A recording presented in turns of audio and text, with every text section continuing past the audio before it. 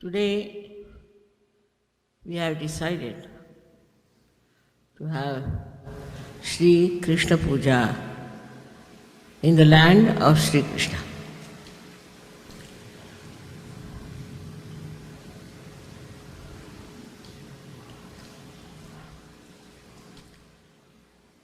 Though this is the land of Shri Krishna, people ask me why the people are not spiritual. How is it they get entangled into different types of seekings which are not leading to truth? Why is it the people in America not so alert as to recognize what is the truth and what they have to find?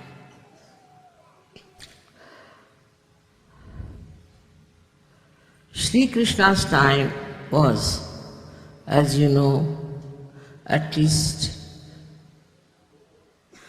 2000 after Sri Rama. And Sri Rama created lots of disciplines for human beings to follow in the path of their ascent. According to the time, everything works out. So, people were extremely rigid, disciplined, and it so happened that people lost the touch with the truth.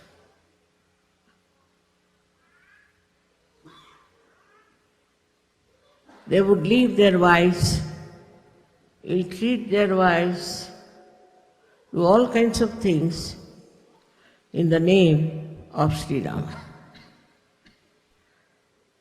Because always human beings take to something which is not right. The another side they never saw, how Rama went after Sita ji to find her, and he fought the horrible Rakshasa Ravana to get back his wife. So the other side people never see. Only this side they saw that he was very strict with his wife, and if the wife stayed over in some function, he got so angry and he shouted at her and he threw her out and all those things. That is how Shri Krishna came in. Always incarnations come one after another to correct themselves only. When Shri Krishna found that it is on the other side of ego, that men thought they were very powerful people and they could do whatever they liked, they had all the power to judge their wives. So Shri Krishna came with a new diversion, or I should say, from a new idea about life.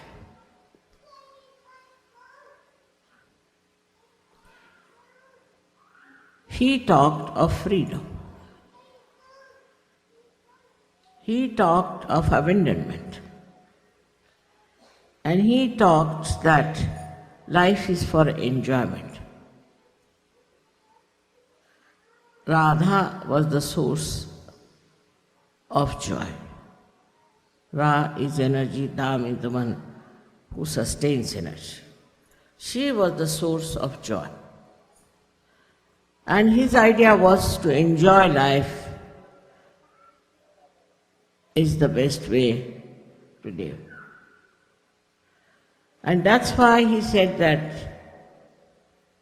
you should pray holy, you should enjoy yourselves, you must have ras, by which you enjoy group dancing and freedom. So people thought that's the way one has to live. is to be absolutely free, live as you like, especially in America. They thought that to enjoy life is complete abandonment. No discipline, no bindings. You can divorce your wife 8 times and husbands 10 times. That sort of a life started long time back, but it really prospered in America. The prosperity of this kind of a culture came to such a level that now we don't know what's going to happen to the family system, to the joy part of it. Again here people forgot the other side of it. Adi Shakti first created Shri Ganesh. Shri Ganesh is the source of wisdom. He is the source of auspiciousness.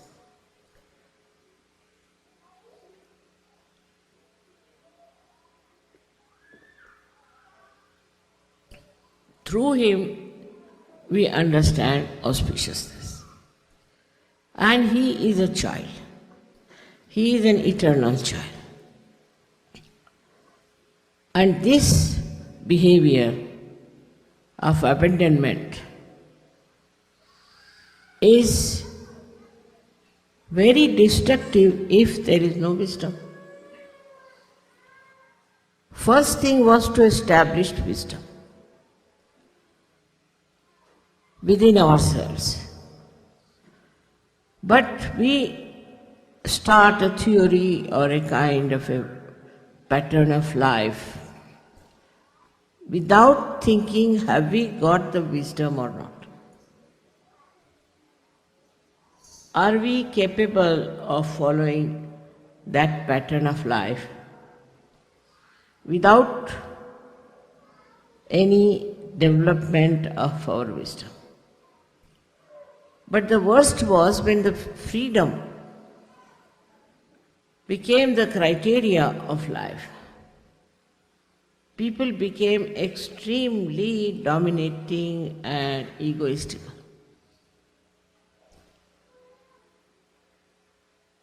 The first answer always you will get it, what's wrong? You ask them, why are you doing this? What's wrong? I mean, it's wrong because it is not auspicious. What's auspiciousness is that? Absolutely like, you can call them people without any brains. Brainless people. Brainless means there is no wisdom. What is the power of brain is wisdom. So life started drifting into a destructive pond, we should say, of no return. And every kind of filth was accepted as a blessing. And nobody would think that this is wrong. This is not for human life. Even the animals are all not like that.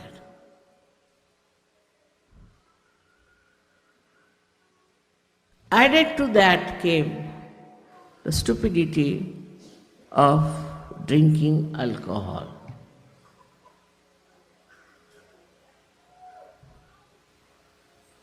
I don't know how they discovered alcohol long time back, but they say it came out of the manthana and out of the churning of the ocean by the suras and asuras, by the rakshasas and by the devas. Must be some trick to get these rakshasas drunk and to somehow or other manage to get the kumbha of the pitcher of amruta, ambrosia, so that these rakshasas will be lost drinking, and then the devas will get their due, which was amruta, which was ambrosia. That might be one of the reasons that it was created out of the ocean, or among all the 14 things that came out of the ocean.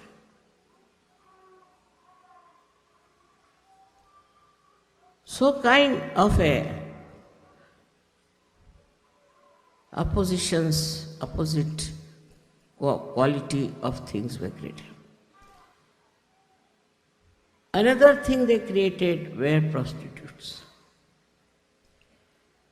One may ask why prostitutes came out of that manthana. Because now you have freedom.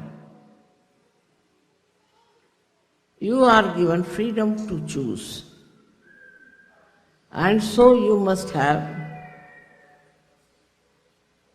full vision whether to choose an auspicious life, a holy life, a divine life, or to choose destructive life.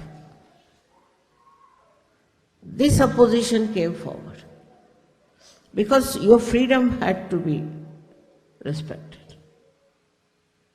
That was very important.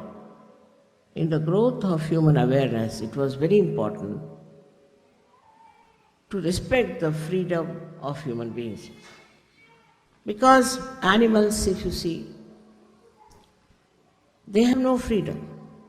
A snake will be a snake, scorpion will be a scorpion, lion will be a lion. They live with their own qualities, gunas. You cannot make them do something that other animals are doing.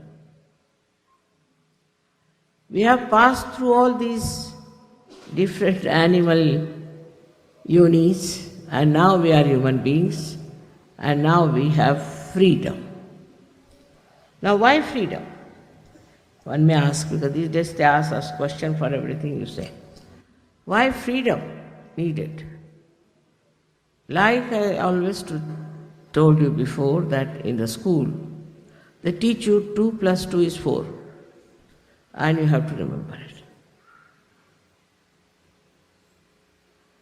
But when you grow and when you go to college, you are supposed to have freedom to understand everything yourself.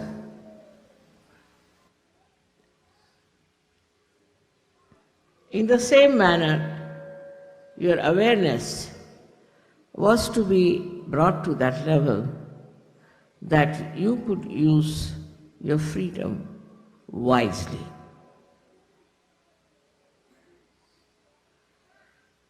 Now you have to have temptations. How can you judge a person whether he is blind or not blind? Supposing you ask a blind person, is this a flower? He might feel no, it's a bee. So he has to have his eyes to see. And once you give him the eyes, he goes amok. He doesn't know what to do, what is good for him.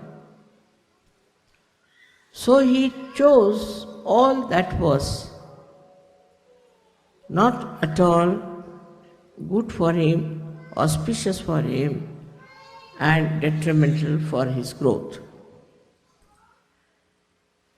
So the drinking started. With drinking, you don't know how we get abandoned. I've heard people that they lose their sense of relationship with brothers, sisters, mothers, everything, if you get drunk. So many drunkards have told me this. That is why in this country we have funny type of relationships. One can't understand. How can it be? But it is so. By drinking, all these things have happened, that they don't know who is your sister, who is your wife, who is your mother.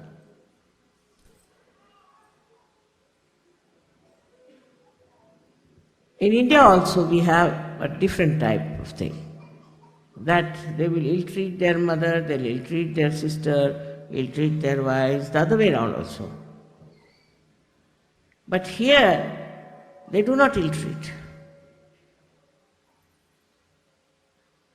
They love, but in a very perverted manner. You see the reaction in two countries.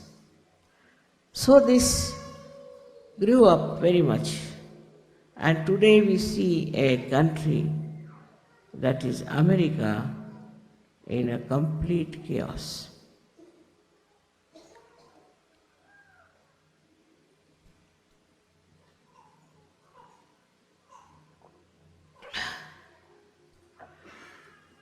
So this freedom without any wisdom at all growing starts creating a terrible ego. When auspiciousness is given up, then Shri Ganesha sleeps. And as Christ, who is the incarnation of Shri Ganesha, also doesn't burn. So the rule of Christ is finished. So what rules is the ego? This ego which thinks it is free, doesn't know it is bound by all kinds of enemies of very horrible types. At the time of Shri Krishna, he said that the worst enemy human beings have is anger. But I think in modern times the worst enemy human beings have is greed and jealousy.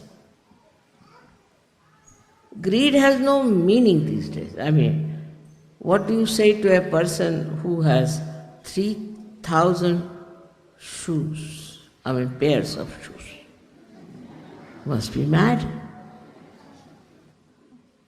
There are all sorts of things, in greed you see these days. You don't know how people are really behaving. No one can explain. I know of someone who has 5,000 dogs. What is she doing with those dogs? I don't know. But she has.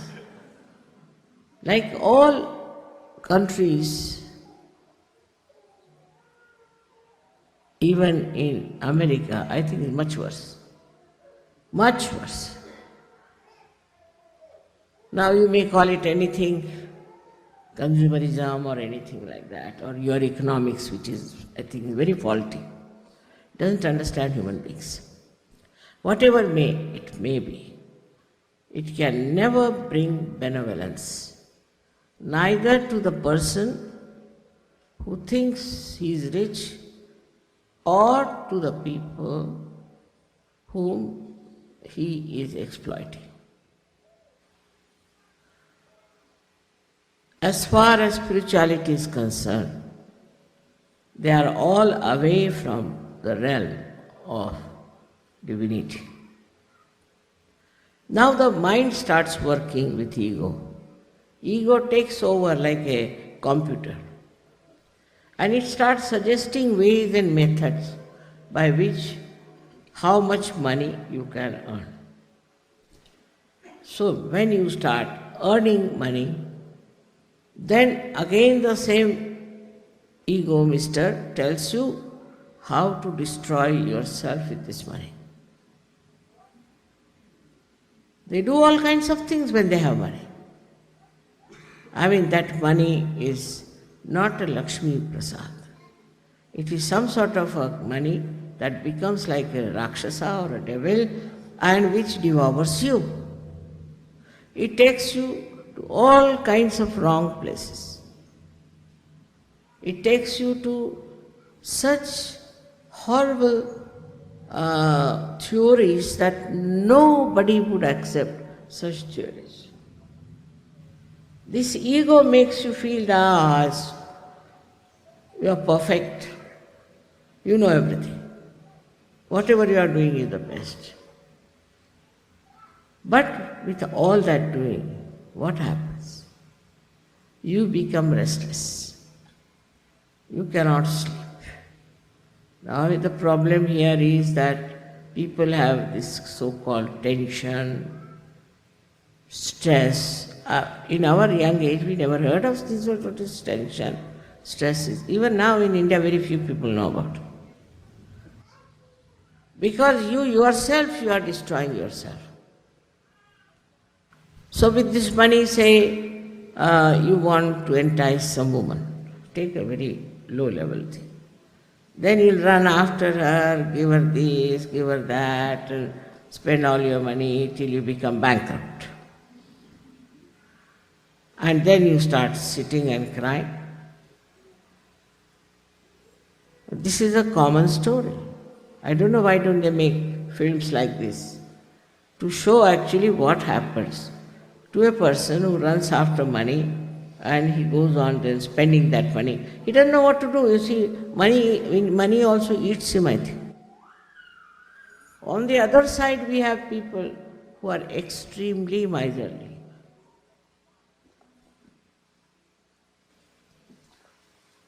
So all there, with the money only, they become so much greedy that they keep their money in 7 locks and keys.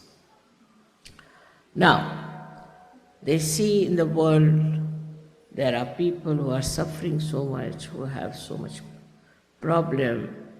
Why not spend some money on them? So then there are agents come up, like our Swiss bank. Swiss bank is the outcome of our greed. Completely our greed. Because we have so much money, we don't know what to do, so we put it in the Swiss bank. Swiss bank says, all right, we'll look after it. Because we are greedy as well as we are miserly. I mean, miserly people are another crackpots, I should say, the way they live. But also the people who have money are really crackpots. They have no sense of self-respect, neither self-esteem. Now imagine 80, 90-year-old women going for a shake dance, as I told you. Because they have money, they think they should do this. Competing with the young people because they have money. If they have money, if they get it without any, I should say, cheating or without deceiving someone, if it's a real good money, they should give it to some good cause and try to propagate goodness. But money itself seems to be something very bad, like poison. Because either this money makes you mad how to spend it or mad how to save it. As if you become a slave of this money business, and in that slavishness you go on drifting. I've seen people, when they talk, you don't know why they talk like that. Then you discover that they have a bank account, that's why they are talking like that. If you don't have bank account, then you won't talk like that.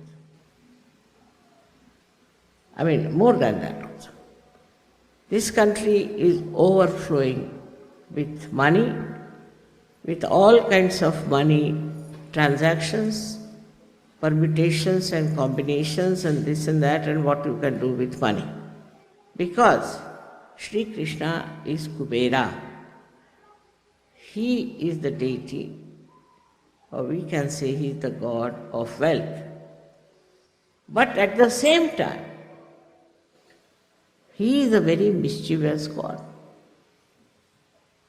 You can see clearly, this is supposed to be Shri Krishna's country which is overflowing with money.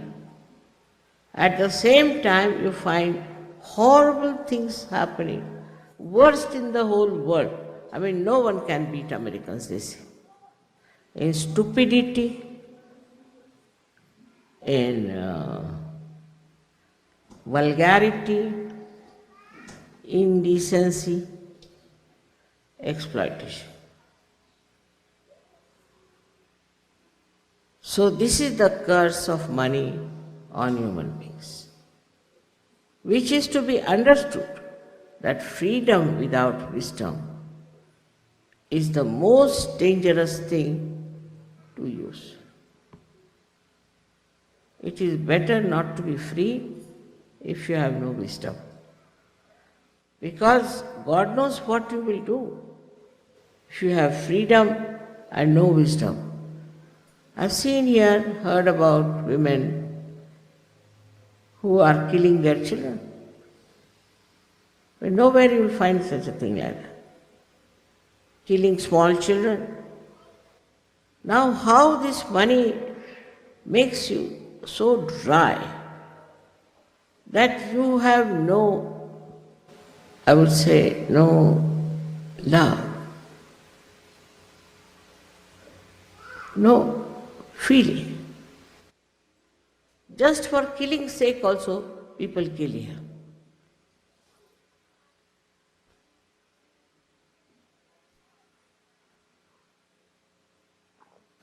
Now there's another thing that this money does.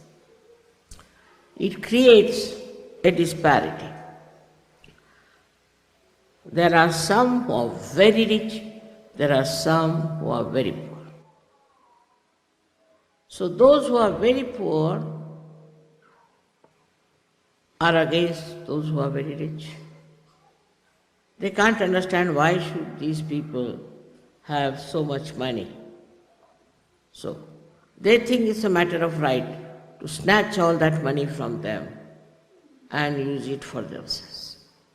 But the same money can destroy them also. So snatching that money with violence or grabbing it is not going to give you any blessings.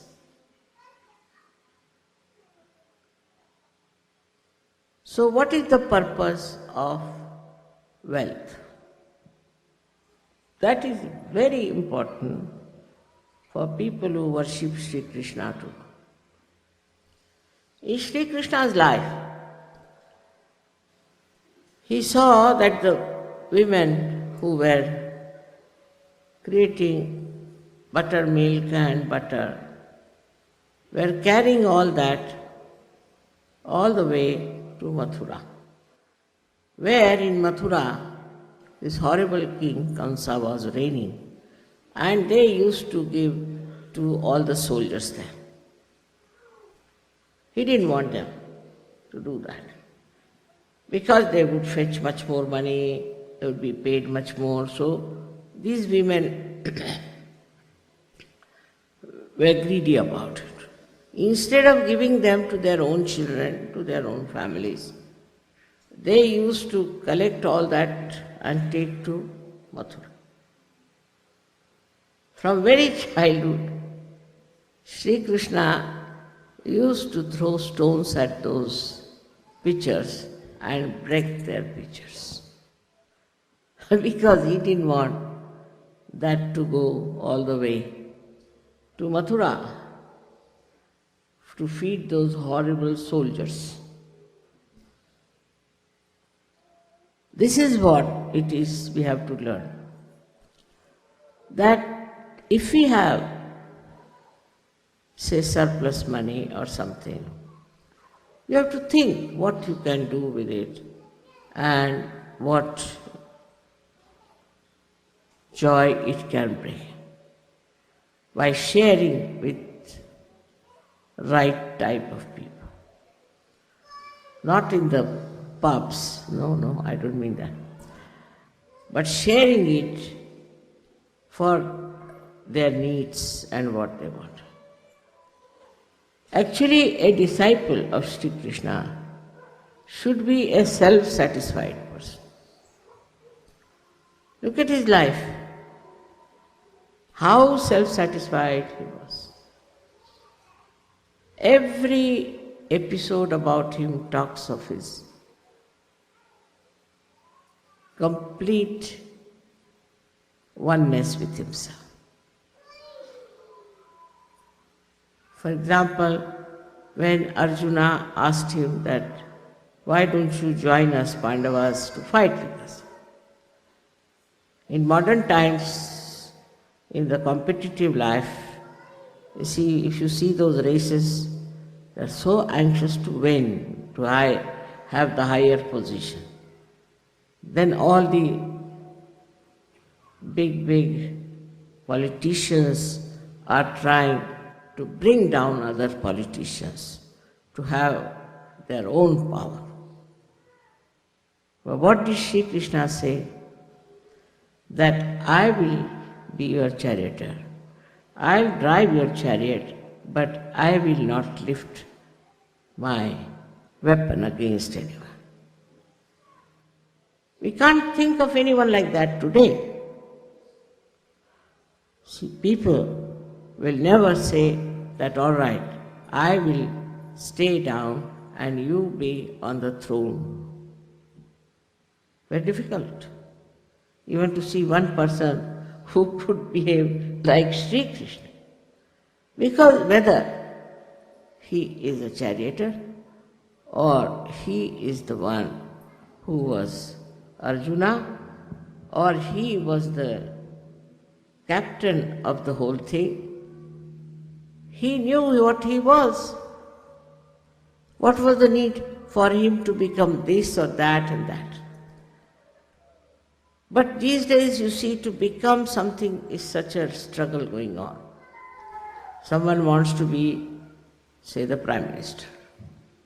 That's the highest, I think, I don't know. But then some want to dislodge the Prime Minister. Then you start from the peon upward, everybody wants something higher. This is another very subtle type of greed, which is working out in our minds. Even in सहजय, I have seen that the leaders now are settled down, of course, much better. But used to be such a terrible fight for leadership. It's all a myth, actual myth, but they used to fight. And they would write letters after letters, there were groups. One group would write against another group would write against this group, and I used to just laugh. Because there's no truth in it. Leadership is no truth, it's just a joke. But even if I told them it's a joke, they would not understand it's a joke and not to be that serious and to fight about it. Gradually it settled down now, but better, much better, it's not so much bad. But that is what is there, this greed. That was the mistake, I think, of Shri Krishna, that instead of anger he should have put greed as the worst thing. Actually, you see, these incarnations don't know much about human beings. And they would not know how far they will be going. Same happens to me.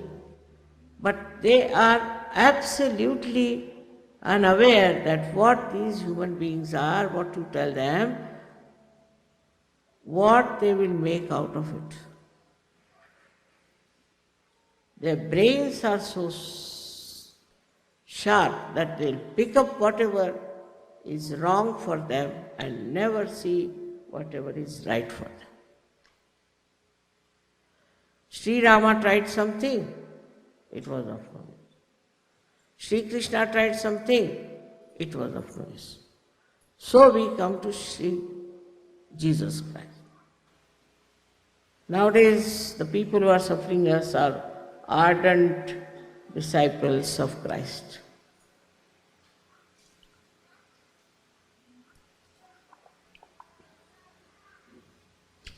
They have no wisdom of any kind. Like mad. They are going about. You read about their organizations, you read about things that they do. You are amazed. You see, how can they be disciples of Christ? In no way they have any right on Christ to begin with, because they don't know anything about Christ. First to know and then to imbibe his qualities are something very, very, I should say, impossible thing these days. Some would say, why was he born in a poor family? He was born in a poor family, should have been born to Mr. Ford. Some say, you see, finding faults and criticizing is the only thing left to us now. Because you can't do anything else, that's why. Then they would say, why did he get himself crucified? He didn't crucify you, he should have crucified you. But actually, he crucified himself. That was his mistake. It is also very difficult for human beings to understand incarnations, because they are in juxtaposition. They are very different things, so human beings can't understand. Now, they are there to lead them. They are there to tell them what is to be done. But the way they understand is just absurd. For example, in Chicago I met the head of the Hare Rama. Another puzzle he was to me, really. Because he came in a very thin dhoti. I saw very cold and he was shivering before. So I said, sir, why are you wearing such a thin dhoti? You are shivering, I am very sorry. He said, what? My guru has told me that I should have a thin dhoti. Why? To go to heaven, to achieve my ascent. I said, really? He told you like that? But Shri Krishna never wore a thin dhoti. But I am not Shri Krishna. I said, see how the human mind tries to avoid. So now, then he had shaved his head and had a big ponytail behind. I asked him, why have you shaved your head? So he said, because my guru told me that you have to shave your head if you have to go to heaven. So I said, but Shri Krishna did not shave his head. No, but he was incarnation, I have to shave my head. So I have to go to heaven. So I told him, see, Kabira has said, these sheep are shaven and shorn every year twice. And if they all go to heaven, where will be a place left for you? So he never understood me, got very angry with me. And he said to me, mother, you are talking ill about my guru. I said, I'm not talking ill. I'm your mother, I'm just asking me that what's the use of wearing this thin dhoti, that's all. A mother has a right to ask. Got very angry, went away. And he is the head of these Hare Ramas.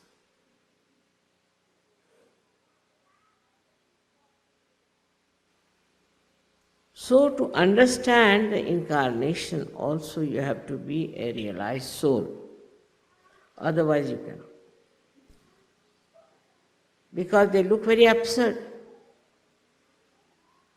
without asking any questions, if you can become a realized soul. If you ask questions, it's 1 degree less. Without questioning,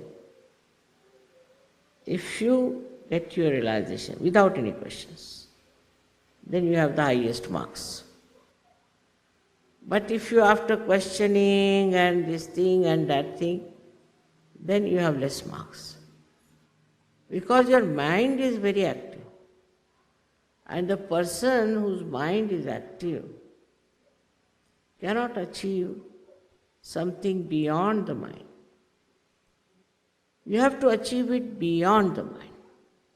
This is one thing, at least if you all understand, I think my work is done.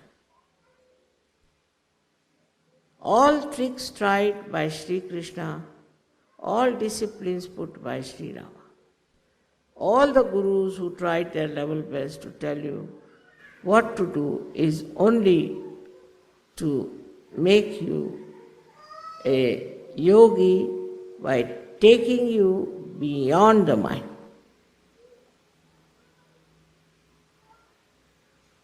And then what happens?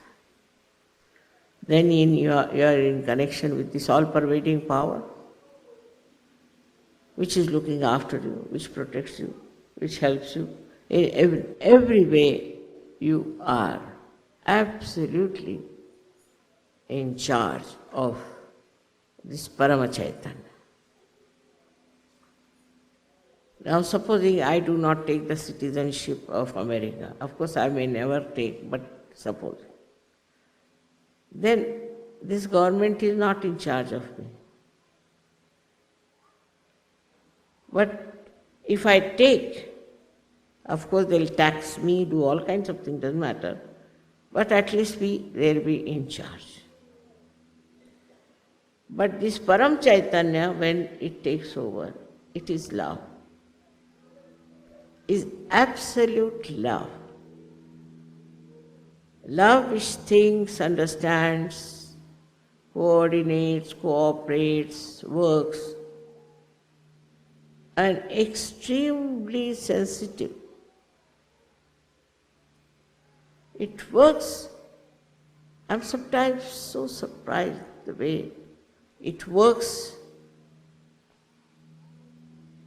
without fail, without making any mistakes.